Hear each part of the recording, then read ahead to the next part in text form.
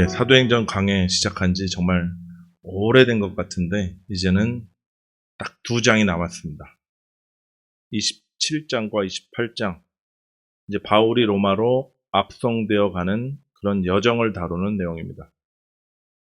특별히 오늘 본문인 27장은요, 전체가 다 항해하는 내용으로, 이야기로 구성이 되어 있어요.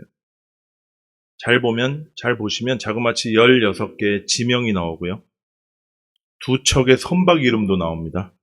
또 2종류의 계절풍 중에 유라굴로라 하는 그 계절풍의 이름까지 그렇게 언급이 되고 있어요. 이 부분을 같이 읽자니까 이제 모르는 지명이 투성이에요. 그래서 머릿속에 안 들어오실 것 같아서 제가 대신 지도 한 장으로 다 보여드리겠습니다. 이 화살표가요, 바울이 로마로 간 항해 그 루트입니다. 글씨가 작아서 잘 보이실지 모르겠지만, 일단 예루살렘 바로 위에 있는 가이사랴에서 출발해가지고요, 시돈 지역에 잠시 머물렀다가 구브로 해안, 저희 사이프러스 저 위쪽으로 이렇게 거친 바다를 피해서 이렇게 돌아서 올라가고요, 루기아의 무라시라는 곳을 거치면서 그때 배를 갈아탑니다. 배 이름이 알렉산드리아 배. 이 배를 갈아타는데 아마 로마로 곡식을 나르던 큰 선박이었지 않을까 그렇게 예측하고 있어요. 그 다음에 알렉산드리아 배를 타고 니도 맞은편 이제 살몬의 앞을 지나서 이 가운데 이제 그레데 섬이 보이시죠? 이쪽으로 이제 항해를 해서 미항이라는 곳에 이렇게 정착하게 됩니다. 미항이라는 곳에, 그 아름다운 항이다 이런 뜻이죠. 그래서 미항에서 이제 겨울을 나려고 보니까 이게 너무 초라한 거예요. 너무 시설이 없는 거예요. 그래서 베닉스라는 좀 큰 항구 도시로 옮겨가자 하는 일정을 강행하다가 유라굴로라는 큰 광풍을 만납니다. 폭풍을 만나요. 그래가지고 가운데 이 넓은 곳 보이시죠? 넓은 화살표. 저쪽에서 엄청 고생하고 헤매게 됩니다. 결국 사도행전 28장에서 저기 보이시는 왼쪽에 몰타 섬, 멜리데 섬에 이제 표류하게 돼요. 그래서 본문 1절을 보면요, 사도행전 20장 1절을 보면 이제 우리가 배를 타고 이달리아에 가기로 작정되매, 이렇게 우리가로 시작합니다. 이걸 보면요, 저자인 누가가 아마 배에 같이 동승했던 것으로 보여집니다. 그는 자신이 보고 경험한 것을 가감없이 써내려갔는데요, 특별히 배가 진행한 항로를 아주 자세하게 묘사해요. 또 선장과 선원들이 폭풍 가운데 배를 어떻게 운용했는지, 어떻게 헤쳐나갔는지까지 자세히 설명하고 있는 걸 보면 마치 항해일지를 보는 것 같습니다. 저는 이 본문을 보면서 이런 의문이 들더라고요. 왜 누가가 이렇게 많은 지면을 할애하면서 항해 일정을 자세히 기록해놨을까? 써야 될 내용 많잖아요. 근데 항해 일지를 자그마치 사도행전 27장 전체에 이렇게 써놨어요. 여러분도 한번 생각해 보세요. 왜 그랬을까요? 많은 학자들은요, 바울의 로마행이 허구도 아니고 신화도 아니라 실제 이야기임을 강조하기 위해서다, 이렇게 얘기합니다. 맞는 말이에요. 누가가 사도행전 전편이죠. 이 누가복음을 시작할 때도 이렇게 시작해요. 그 모든 일을 근원부터 자세히 미루어 살핀 나도, 아주 꼼꼼한 사학자처럼요, 자신의 진술에 신빙성을 더하고 있습니다. 저는 이런 학자들의 의견에 덧붙여서 제 나름의 또한 해답을 얻었어요. 잘 들어보세요. 복음이 역사의 한복판에서 수많은 역경과 장애물을 극복하면서 나아가는 그 과정을 보여주는 거예요. 그 멈출 수 없는 운동력으로 퍼져나가는 복음의 역사를 생생하게 보여주기 위해서 이렇게 자세히 기록하고 있는 것입니다. 그러기 위해서는 가장 좋은 배경이 아마 바다가 아니었을까 생각이 돼요. 당시 모든 길은 로마로 통한다 할 정도로요, 로마는 고속도로가 굉장히 잘 뚫려 있었습니다. 그래서 바울이 만약 이 고속도로를 쌩하고 달려 로마로 당도했다고 한다고 치면요. 모르긴 몰라도 바울은 가이사랴를 출발해서 수일이 지나 로마에 당도했다. 이 한마디만 성경에 실렸을 거예요. 근데 바닷길로 항해를 하는 바람에 유라굴로라는 폭풍도 만나고요. 배가 난파되고 또 외딴 섬에 표류하게 되고 그런 다이나믹한 이야기가 펼쳐지게 됩니다. 여러분 생각해보면요. 우리의 인생도 마찬가지인 것 같아요. 인생이 정말 탄탄대로를 달려간다면 정말 좋겠지만 많은 작가들이 비유하는 것처럼 우리네 인생은 항해와 참 많이 닮았습니다. 셰익스피어의 줄리어스 시저에 보면 그가 이렇게 인용을 하는 장면이 나와요. 지금 우리는 그런 만조의 바다 위에 떠 있다. 또 제가 이제 아들이랑 여행을 했던 곳이 저기 키웨스트 있는데 거기에 인생을 항해에 비유한 아주 대표적인 작품을 쓴 작가 집이 있습니다. 해밍웨이의 뭐죠? 노인과 바다예요. 그럼 왜 이렇게 작가들이 우리의 인생을 항해에 비유할까요? 아마 잔잔할 때도 있지만 바람이 불고 파도가 세차게 넘실거리면서 우리를 삼킬 듯이 달려드는 그 폭풍의 때가 반드시 오기 때문이지 않을까 싶어요. 한번 우리가 진하게 폭풍을 견뎌내고 다 끝난다면야 참 좋겠지만 여러분 살아봐서 아시죠? 좀 잔잔한가 싶다가도요. 크고 작은 폭풍이 다시금 몰려와서 우리를 휘감아 놓습니다. 그게 우리의 인생이에요. 오늘은 성경에 등장하는 다양한 폭풍을 만난 사람들을 우리가 살펴볼 겁니다. 첫 번째가 예수님을 아직 만나지 못한 세상 사람들이고요. 두 번째는 예수님을 만나 거듭난 신자들이에요. 세 번째는 누구냐? 사명자들에 대해서 우리가 좀 살펴보겠습니다. 그들의 이제 여정을 보면요. 다음과 같은 두 가지 질문이 떠올라요. 첫 번째 질문이 이거예요. 왜 하나님께서는 사람들을 자꾸 폭풍 속으로 몰아넣으시는가? 이 점은 하나님의 자녀들에게도 예외가 없습니다. 하나님께서는요, 당신의 사랑하는 자녀들이 폭풍의 때를 지나도록 그렇게 허락하세요. 우리는 흔히 하나님 잘 믿으면 또 사명자들의 길은 순탄하리라고 이렇게 생각해요. 우리가 뭐 요나처럼 하나님의 뜻을 저버리고 도망자처럼 도망갔다면야 이 폭풍을 만나도 싸지만 바울은 다르잖아요. 하나님의 보냄을 받아서 지금 생명도 아끼지 않고 순종의 길을 걸어가고 있었습니다. 당연히 평탄한 고속도로를 주셔야 할 것 같은데 현실은 정반대예요. 죄수로 결박되어 끌려가고 있고요. 로마의 군인들의 무시를 당하고 있습니다. 기상악화 때문에 다른 배로 옮겨 실려가게 되는데 급기야 이 배까지 큰 폭풍에 휘말려요. 배가 다 깨지고 부서지고 아주 난리가 납니다. 결국 모든 화물과 기구들도 다 잃어버리고요. 배는 파선하고 결국 낯선 섬에 표류하는 신세가 되어버리죠. 여러분 명심하십시오. 우리가 하나님의 뜻 가운데 있을지라도 폭풍은 반드시 옵니다. 순종이 고난을 면제해 주지 않습니다. 왜 그런지는 나중에 우리가 다시 살펴보도록 하고요. 두 번째 질문은 이거였어요. 그렇다면 우리가 인생의 폭풍을 만날 때 어떻게 받아들여야 하나? 그리고 또 어떻게 이겨나가야 되냐?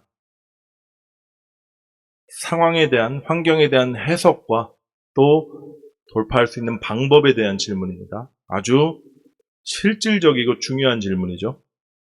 이 두 가지 질문 생각하시면서 함께 성경을 살펴보시도록 하시죠. 첫 번째 살펴볼 인생들이 누구냐? 아직 하나님을 믿지 않는 자들, 소위 폭풍을 만난 세상 사람들입니다. 본문 9절에서 11절 한번 보시죠. 여러 날이 걸려 금식하는 절기가 이미 지났으므로 항해하기가 위태한지라 바울이 그들을 권하여 말하되 여러분이여 내가 보니 이번 항해가 화물과 배만 아니라 우리 생명에도 타격과 많은 손해를 끼치리라 하되 백부장이 선장과 선주의 말을 바울의 말보다 더 믿더라. 여기 나오는 이제 금식하는 절기가 들어보셨을 거예요. 욤 키포르라고 대속죄일입니다. 보통 가을에 있거든요. 유대력으로는 이제 연초예요. 대제사장이 1년에 한 번 속죄소 지성소에 들어가서 온 백성의 죄를 속죄하는 그런 날입니다. 근데 이 금식하는 절기가 지났다는 얘기는 이미 늦가을쯤 됐다는 얘기예요. 그 말은 선박들이 이제 겨울을 날 항구를 찾아야 할 시기가 왔다는 뜻입니다. 바울이 여러 항해들을 경험했거든요. 그래서 이렇게 조언을 합니다. 이번 항해 좀 취소를 하는 게 좋겠습니다. 무리하게 배를 띄우면 화물과 배뿐만 아니라 우리의 생명까지 위태롭게 될 게 뻔합니다. 근데 백부장이 바울의 말을 듣나요? 안 들어요. 대신 항해를 강행하고자 하는 선장과 선주의 말을 듣습니다. 당연한 거예요. 여러분 같으면 일개 죄수의 말을 듣겠습니까? 아니면 바다에서 잔뼈가 굵은 선장의 말을 듣겠습니까? 모든 재산과 사람들을 책임지고 있는 선주의 말을 듣겠습니까? 근데 누가가 이 당연한 얘기를 자세히 기록해 놓은 이유가 있어요.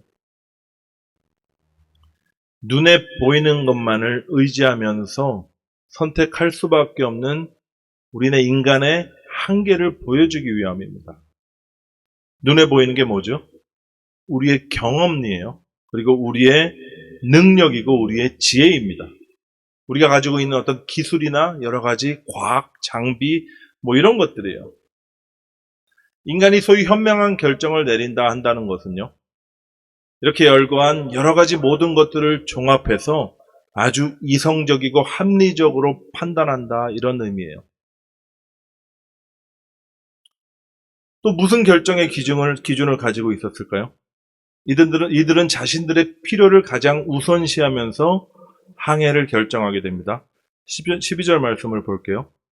그 항구와 겨울을 지내기에는 불편하므로 거기서 떠나 아무쪼록 베닉스에 가서 겨울을 지내자 하는 자가 더 많으니 미항이라는 그 항구가요. 이름만 그럴듯하지 정말 작은 항구였다 그래요. 그래서 자신들이 정말 겨울을 편하게 또 즐기면서 지낼 수 있는 그곳으로 서둘러 가고자 했던 겁니다. 그게 그들의 필요였어요. 근데 자신들의 생각과 모든 지혜와 경험들을 다 동원해서 필요를 쫓아 행했던 결과가 어떻게 되죠? 처음에는 남풍이 불어 순항하는 것 같았습니다. 자신들의 뜻대로 잘 되는 것 같았어요.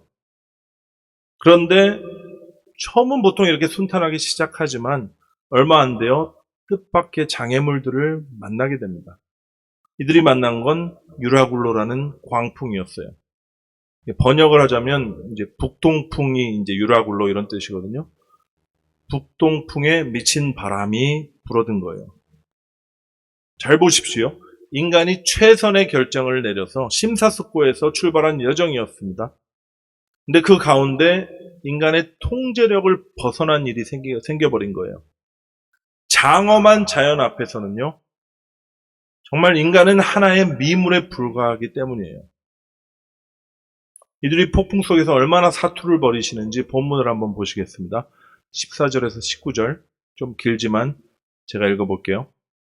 얼마 안 되어 섬 가운데로부터 유라굴로라는 광풍이 크게 일어나니 배가 밀려 바람을 맞추어 갈 수 없어 가는 대로 두고 쫓겨가다가 가우다라는 작은 섬 아래로 지나 간신히 거루를 잡아 끌어올리고 줄을 가지고 선체를 둘러감고 흐르디스에 걸릴까 두려워하여 연장을 내리고 그냥 쫓아가더니 우리가 풍랑으로 심히 애쓰다가 이튿날 사공들이 짐을 바다에 풀어버리고 사흘째 되는 날 배의 기구를 그들의 손으로 내버리니라.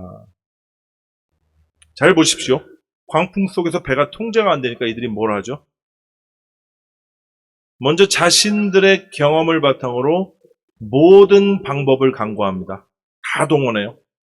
거루를 잡아서 끌어올리고 줄을 가지고 선체를 감아매고 연장을 내리고, 근데 이 모든 방법이 다 실패해요.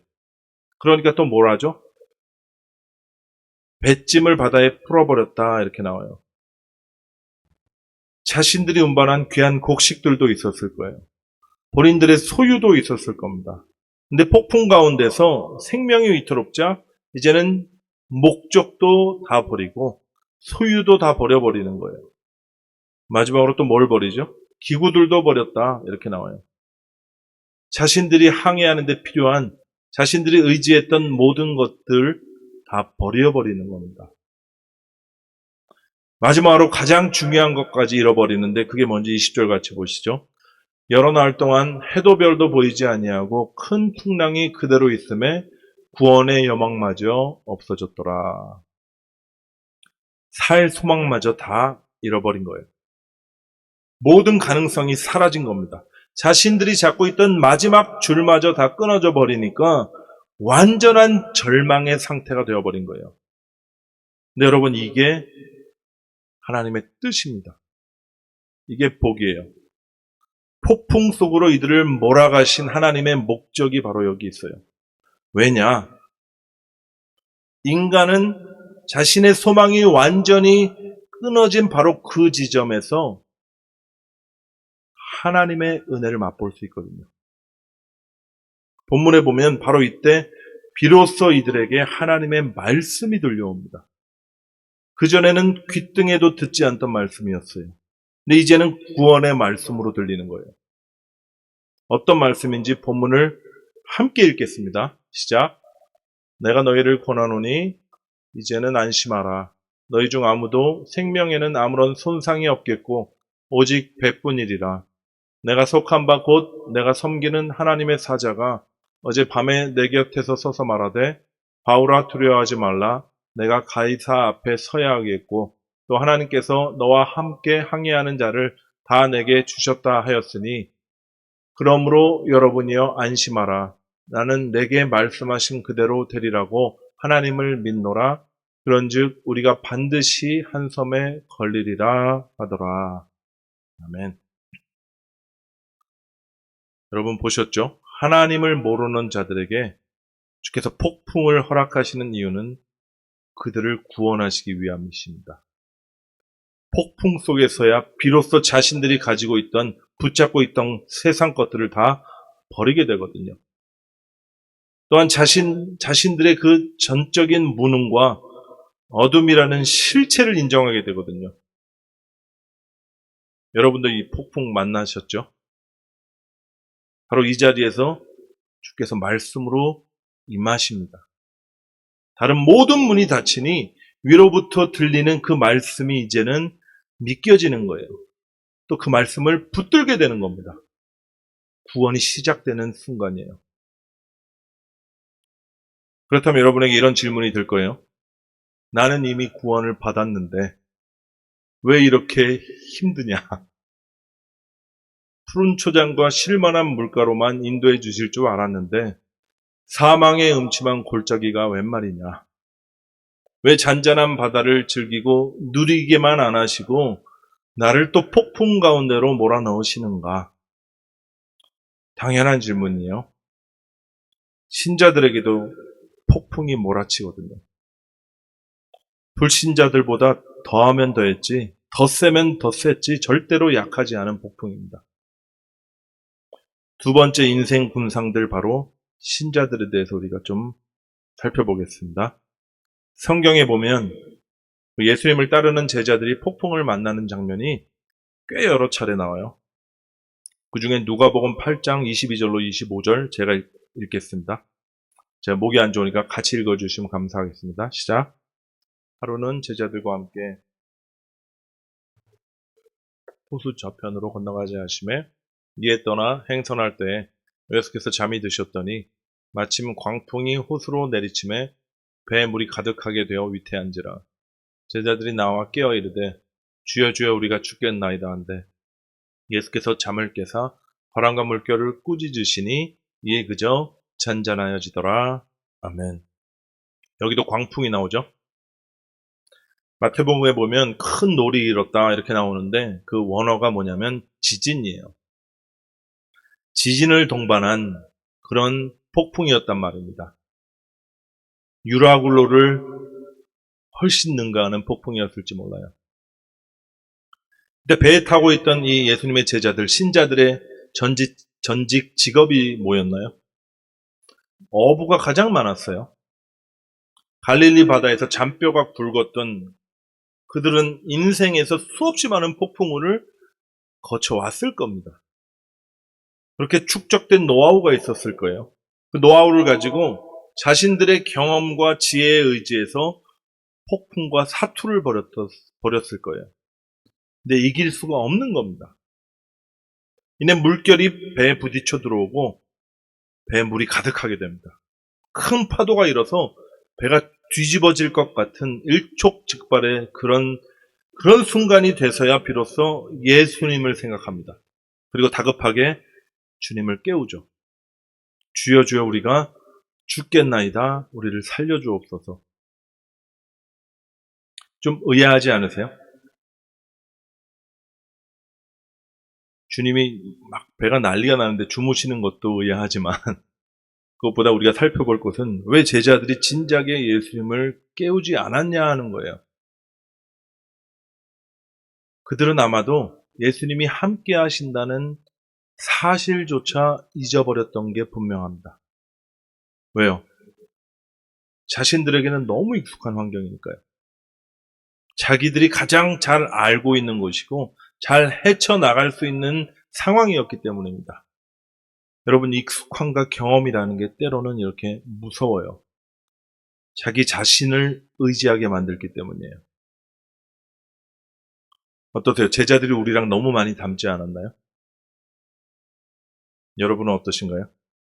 제 생각을 좀 해봤는데 저는 익숙하고 잘하는 일이 앞에 놓이면 마음이 편하고 그 자신감이 생기더라고요. 그런 만큼 내가 가진 어떤 지식과 경험으로 일을 잘 해나갈 수 있기 때문이지 않을까 싶어요. 탄자니아에 있을 때 UAUT라는 한국 선교사님들이 세운 기술과학대학이 있었습니다. 그래서 한 학기 제가 가르친 적이 있어요. 근데 그때 얼마나 마음이 편하고 좋았는지 몰라요. 제가 대학과 대학원에서 계속 공부해왔던 고체역학, 그 역학 한 과목만 가르치면 됐었습니다. 그전에는 공사한다는 공사장에 가서 삽질하고 삽질 못한다고 이렇게 눈초리를 받고 군대 갔다 왔나 안 갔다 왔냐 뭐 이런 질문을 속에서 고개를 숙였었는데 잘 안 되는 스와힐러로 강단에 딱 서게 되면 식은땀이 쭉 흘렀었는데 교수 사무실에 앉아 있으니까 너무 좋은 거예요. PPT 후딱 만들어 놓고 시간이 남아 돌아서 웹서핑하면서 이렇게 가만히 있으니까 너무 편한 겁니다. 근데 여러분 그거 아세요? 언어 공부하고 삽질하고 그럴 때는 정말이지 주여 하는 탄식이 절로 나왔어요. 근데 대학에서 편하게 가르칠 때는 주님을 잊어버리고 살았던 겁니다. 그래서 어떻게 됐을까요? 딱 한 학기만 가르치게 됐고 한 학기 가르치고 주님께서 저를 다시 깜깜한 어둠 속으로 폭풍 속으로 도로 집어넣으셨습니다. 여러분 신자들에게 폭풍을 허락하시는 이유가 여기 있어요. 이제는 스스로의 힘을 의지하지 않고 오직 예수님만 의지하는 믿음의 사람이 되게 하기 위해서입니다. 제자들은 폭풍 가운데 오직 말씀으로 바람과 바다를 잠잠케 하시는 하나님의 능력을 경험했어요. 자신들이 따르는 스승이 하나님의 아들이요 메시아라는 사실을 두 눈으로 목도하면서 주님을 향한 확고한 믿음이 생기게 됐습니다. 근데 인간이 참으로 간사해요. 이게 놀라운 체험을 하잖아요. 그리고 믿음이 강해졌다고 생각하는 순간 자신이 대단한 믿음의 사람이 된 줄 착각합니다. 소위 부흥사라고 하시는 분들, 다 그런 건 아니지만 마치 하나님의 큰 능력을 받은 양 예수님처럼 행세하는 모습을 저는 어릴 적부터 너무 많이 봤어요. 베드로도 그랬던 것 같아요. 마태복음 14장에 보면 제자들이 다시 폭풍을 만나는 장면이 나옵니다. 배가 이미 육지에서 수리를 떠나서 바람이 거스름으로 물결로 말미암아 고난을 당하더라. 폭풍이죠. 밤 사경에 예수께서 바다 위를 걸어서 제자들에게 오시니 제자들이 그가 바다 위로 걸어오심을 보고 놀라 유령이라 하며 무서워하여 소리 지르거늘 예수께서 즉시 이르시되 안심하라 나니 두려워하지 말라. 폭풍 가운데 예수님께서 걸어오시는 걸 보니까 제자들이 엄청나게 놀라고 무서워했습니다. 그때 베드로가 나서서 주님께 말하죠. 주여 만일 주님이시거든 나를 명하사 물 위로 걸어오게 하소서. 무슨 마음으로 이랬을까요? 베드로의 성정을 우리가 고려한다면 자기도 좀 믿음의 영웅처럼 예수님처럼 걷고 싶었던 것 같아요. 그렇게 함으로써 자신의 믿음이 얼마나 커졌는지 또 자신이 참 능력이 있는 사람인지 시험해보고 싶었던 것 같습니다. 다른 제자들에게 뽐내고 싶은 마음도 있었을 거예요. 주님 말씀하시죠. 오라. 이제 베드로 형님답게 이 말씀을 읽고 배에서 내려 물에 발을 디딥니다. 우리는 이런 베드로를 보면서 믿음이 대단하다 이렇게 생각하죠. 근데 이내 바람을 보고 무서워서 물에 빠져요. 믿음 좋은 줄 알았는데 베드로의 믿음도 별거 아니네. 그런 생각을 하기도 합니다. 근데 둘 다 아니에요. 주님의 손길이 없다면요. 주님께서 붙잡아 주시 않는다면 우리 모두가 동일한 모습이 될 것이 분명하기 때문이에요. 그렇다면 진짜 믿음이 뭔지 이어지는 구절을 보면서 우리가 확인해 볼 수 있습니다. 30절에서 32절 말씀에 이렇게 나와요. 바람을 보고 무서워 빠져가는지라 소리질러 이르되 주여 나를 구원하소서 하니 예수께서 즉시 손을 내밀어 그를 붙잡으시며 이르시되 믿음이 적은 자여 왜 의심하였느냐 하시고 배에 함께 오르사 바람이 그치는지라. 저는 여기 나오는 베드로의 모습이야말로 참 믿음이 아닌가 이렇게 생각이 됩니다. 어떤 모습이죠? 연약하고 부족해서 물에 빠지는 중에서도 주님의 이름을 부르는 거예요. 주님 나를 불쌍히 여겨 주옵소서, 나를 구원하여 주옵소서 이렇게 주님께 애원하는 겁니다. 여러분 이게 진짜 믿음이에요. 나의 무능함 속에서 주님의 도우심만을 구하는 것이 참 믿음입니다. 그때 우리 주님께서 손잡아 일으켜 주세요. 믿음이 적은 자여 왜 의심하였느냐 이 말씀을 얼핏 보면 왜 믿음 없는 사람처럼 의심해서 물에 빠졌느냐 믿음을 가져라 이렇게 책망하시는 것 같지만 저는 그렇게 해석이 되지 않더라고요. 예수님께서는요 지금 상황과 환경을 바라보면서 주님만을 바라보지 못하는 베드로를 그리고 우리들을 불쌍히 여기시는 겁니다. 그리고 손을 잡아 일으켜 주시며 함께 동행하시는 거예요. 만약 베드로가 강한 믿음을 발휘해서 끝까지 무리를 걸었다면 어땠을까요? 너희들 봤지? 내 믿음이 이 정도야 하지 않았을까요? 근데 베드로는 물에 빠짐으로 말미암아 주님의 손길이 없다면 자신은 물에 빠져 죽을 수밖에 없는 존재임을 알게 된 겁니다. 다시금 확인한 게 된 거예요. 그리고 그 모든 상황 가운데서 손 내밀어 일으켜 주시는 주님의 은혜를 체험한 것입니다. 믿음이 한 뼘 자라게 되는 거예요. 여러분 이게 신자들에게 폭풍을 허락하시는 주님의 뜻이에요. 그리고 주님의 마음은 이래요. 자녀들이 폭풍 가운데 힘들어하는 걸 보면서 아버지의 마음이 얼마나 아프겠습니까? 성경에 보면 우리 주님은 고난 가운데 힘들어하는 저와 여러분을 책망하지 않으시고 그 모든 연약함을 동정하시며 함께 아파하신다고 그렇게 기록하고 있어요. 그럼에도 불구하고 우리에게 이런 고난을, 이런 폭풍을 허락하시는 진짜 이유가 뭐라고요? 저와 여러분을 참 믿음의 사람으로 빚어가시기 위함입니다. 참 믿음이 뭐라고요? 주님 없으면 단 한순간도 살 수 없는 자임을 알게 하시고 또 고백하게 하시는 거예요. 그래서 여러분 폭풍을 만나시면 죄송하지만 또 만나실 텐데 여러분 기뻐하십시오. 바울 사도가 이렇게 권면했어요. 다만 이뿐 아니라 우리가 환난 중에도 즐거워하나니 이는 환난은 인내를, 인내는 연단을, 연단은 소망을 이루는 줄 아름이로다. 아멘. 소망이 뭡니까? 그리스도를 닮아가는, 아니요. 그리스도와 온전히 하나 되는 그 소망입니다. 이제 마지막 부류의 사람을 만나보도록 하겠습니다. 오늘 본문에 나오는 사도 바울이에요. 사명자들입니다. 바울은 이미요 수많은 산을 넘고 폭풍을 건너온 자였어요. 주님 주시는 믿음으로 굳건히 세워졌던 사람입니다. 자기를 의지하지도 않았어요. 오직 주님만 바라보면서 주님이 주신 소명의 길을 묵묵히 걸어가고 있었어요. 그런데 주님께서 이런 바울마저 폭풍 속으로 밀어 넣으신 겁니다. 왜 그러셨을까요? 연단도 아니고 믿음을 더 강화시키기 위함도 아닌데 왜 그러셨을까요? 결론부터 말씀드리면 살리시려고요. 하나님께서 고난을 통해서 푹 익은 믿음의 사람들까지 폭풍 속에 밀어 넣으시는 것은 그 속에서 두려움에 아우성치는 사람들을 구원하시기 위함이세요. 바울은 철저히 하나님께 속한 자였습니다.